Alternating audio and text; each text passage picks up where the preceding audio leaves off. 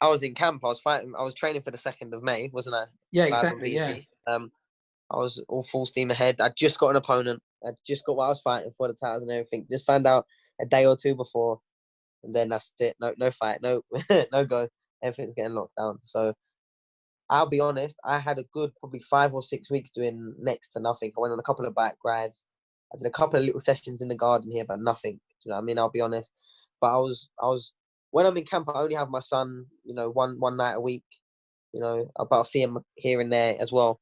But I was having him, 4 nights a week in a row, for the first time ever of his life, my life. And it was really good, you know what I mean? It was like I built a bond in that 6-week period of doing a lot more hands-on. So obviously I'm always around him, always see him, always supporting him and spending time with him. But being able to actually have him stay at my house for 4 nights in a row, it was great. You know what I mean? Without me having to worry about getting up, going training, coming back. Like it's impossible to try and do that, especially a son like of his age who's only about 18 months. So it was just great. And that's why, like I said, I come off social media for a little bit. Not for any particular reason, just I was bored of seeing the same stuff and sitting on my phone scrolling. But I've got a dog now, so it's keep me off the phone as much. Yeah. Well, what you said about your son there, I mean, you can't get that time back. It's been great. It's been exactly what I needed. And what's probably made it even better, I know this is going to sound really kind of bad, but the fact that everyone else is in the same boat. So if I'm sitting out, if I'm benched for an injury or not being able to fight for whatever reason, and it's just me, you're slipping behind everyone else. People are getting away from you, they're getting ahead of you. But if everyone is, it's good. So that for me, that's a big thing. One of the reasons why I get out to fight, I want to fight again as soon as possible. Get me out there, get me a hard fight. I want to, because I want to be the one climbing the ladder at the highest rate, the fastest rate, good going all the way to the top. That's my plan. You're now not the only Edwards in the Frank Warren stable. Well, hopefully we don't fight for fights now, because that's really going to start annoying me.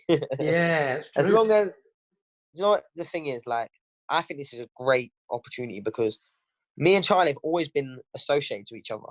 Maybe me associated to him a little bit more because he's always been 3 years ahead of me. He's 3 years older. He had success early on and has continued success. I've had success, but it was always a little bit behind him.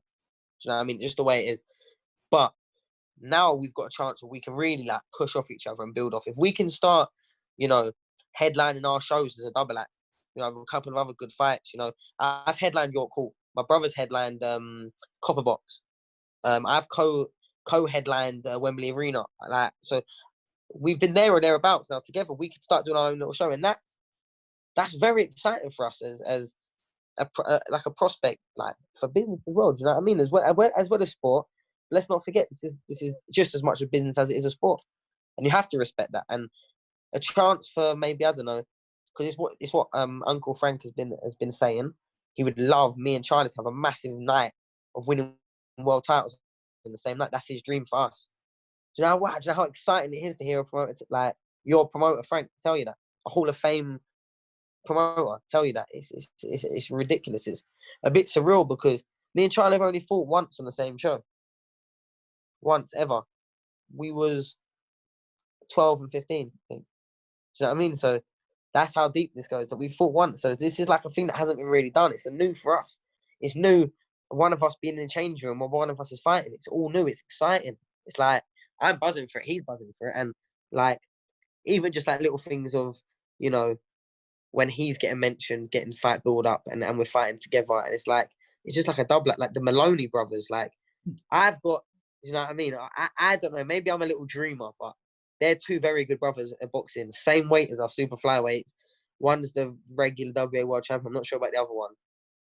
Who knows? Edwards versus Maloney brothers coming somewhere to, who knows? You know what I mean? I speak to Charlie yesterday because I know that he moved up because of the weight issues, but I didn't realise quite how scary it was till he told me, how much he had to lose. I know I've been asked about it on a lot of platforms, and I always said, it was tight on weight and said, it was quite bad.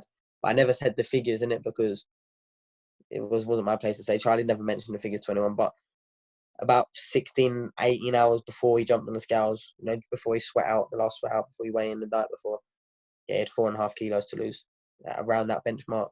and he went to bed, I think, over 2 kilos still to lose. Overnight, lost like 0.2. He had 1.8 to lose in the morning. Crackers. He got out the bath, jumped on the scales, and he was fine. But then, you know, as he sort of realised he'd made the weight, he just sort of like, you know, his like body just let him like relax, and he just like slumped into the chair for like half an hour, just laid there. It was horrible to watch, and it was, in all honesty, touch and go whether he was going to fight or not. But he did come round once he'd hydrated, and he felt good. He felt better. He felt alive. We still monitored him, and he was cool. But obviously, when you put your body through that the whole camp, you're going to be lacking. And again, say if he was fighting like a boxer or someone that tried wearing him down over time, it wouldn't have been as noticeable straight away, like, or as early. But it would have been actually the stamina. But because it's someone who boxes the way that Martinez does, he looks to try and get you out there early and throw just heavy punches. And when your brain's not fully hydrated and you're lacking what you need, like it's an uphill struggle. But you know, he still had a good couple of rounds, Charlie, in there. A good couple of rounds, competitive rounds, the first 2 rounds. I think I gave him one of them. And he was doing all right in that round until obviously he got caught with a shot. Took a lot of shots, yeah. But people don't remember, like, he took about 20, 30 unanswered shots and wasn't down. Like, so this kid can clearly hit and he's reckless, but the kid can hit powerful once and then everything else that is just trying to land target. Does that make sense? So he's dangerous with that first shot, but you know, Charlie didn't take any earlier. And then the late shot happened. You know, people that don't like Charlie or you know, like seeing British fighters fail or whatever could be like, oh yeah, he bitched out. But when you get caught with a shot you're not expecting whilst you're on the floor expecting to relax, like from a lethal puncher as well, what do you expect? How you can expect them to be ready in 10 seconds when people fight someone in a boxing match, looking at each other, prepared for what's coming back next, and still get knocked out cold, still get knocked down for longer than 10 seconds? Like, do you know what I mean? So imagine one that you're completely blindsided to, and it's a body shot, which takes your whole breath away. Everyone's seen everyone get done by body shots and what they do. I hit someone with a body shot once in my first fight for Frank Warren. And the kid was still down like 5-10 minutes later. I don't even punch that hard, but I hit him in the right spot. Like, they can affect your body. Like, I think I broke his rib. Like, I don't know. And I am not a big puncher. Imagine getting caught by a big puncher. And the kid was fighting me back. So, and that's crazy. But at the end of the day, we live in a world where anyone can have an opinion. So you just have to accept that, don't you? No, actually, I mean, I've seen it, you know, so many times. Jamie Conlon springs to mind, Paddy Barnes. I mean, and sometimes with those body shots, it takes the brain like 5 seconds to register what's happened, and then you like can't do anything about it, can you? I think like when you take a body shot that takes your whole breath away, your body takes 5 seconds to reset.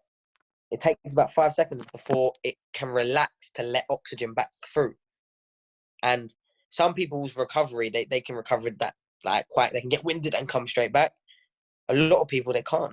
Like, that's the conditioning, because once your body needs to press restart, even if by 5 seconds you can start getting up, like if you're still in pain, you're not getting up. You know what I mean? That's why a lot of people stay down with body shots, because when you're in that much pain and when you get, it's like when you're getting it, it's like getting stupid stomach cramps where you can't breathe to that point. That's the only way I can describe it, when you get proper cold, because you can't even start taking a breath.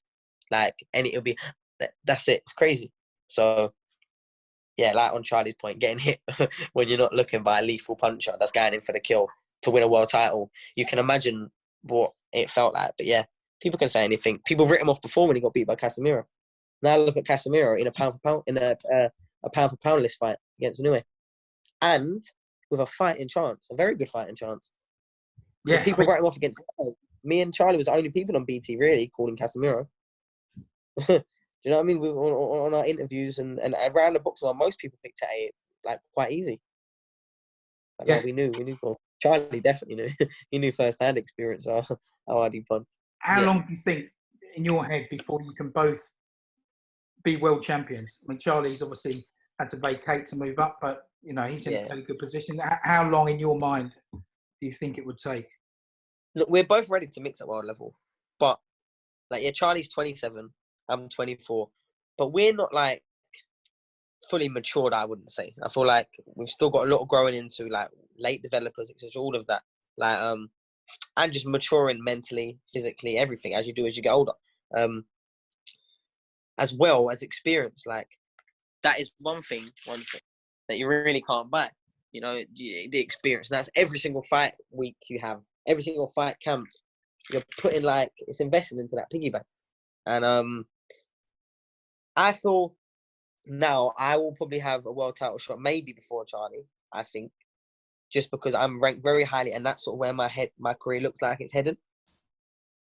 But I'd say anywhere in the next year, 18 months, the both of us really. But I think for Charlie, after having a long layoff, after what happened last time, moving up weight, I would personally like to see him a couple of fights, British, European level. Do you know that around that mark, maybe for an international title or something like that, just to get him, you know, comfortable with the new surroundings, another camp, getting back into the swing of thing. But Charlie will still want a decent fight. Like he wants something he can sink his teeth in. Like us all, we're competitors. You know what I mean? But things that make sense and for what they make sense for. But yeah, I think within the next 2 years we'll both fight for world title on the same day. That's the dream. That's the dream. As long as we keep winning and doing our job, that's all we can do. And then, you know, I think I mentioned this example to you before. And then, you know, maybe like the Klitschko's, like I said, just carve it up between you. How good would that be? Just to have the lot between you, it'd be amazing. Yeah, I mean, like obviously that's the pipe dream, but then we just better hope one of us has got the Ring magazine, because if that's still vacant, we've got all the titles, then who's going to get it? Because I've been wanting that since I first saw it. So, well, he did joke yesterday. He said, you know, if you get to that stage, maybe you can fake an argument of falling out, and then you can find each other and carve up the big dosh between you. Yeah, could you imagine? I think we'd get paid quite a lot, you know. Yeah. It's not like proper like plan it out, so it'd be like an 18-month period, fallout, a few comments here and there, and then me change my last name, and then get paid two mil each for the feud of the century, brothers. It'll be like bigger than the Gallagher brothers. Oh, the Gallagher of the boxing. I'd love to be at that one. You'd have to flick a coin first to decide who was going to win, though. Maybe you could have a rematch. Oh, I'm younger. I've got more years in the tank. I'm younger. I've got more years in the tank. Brilliant.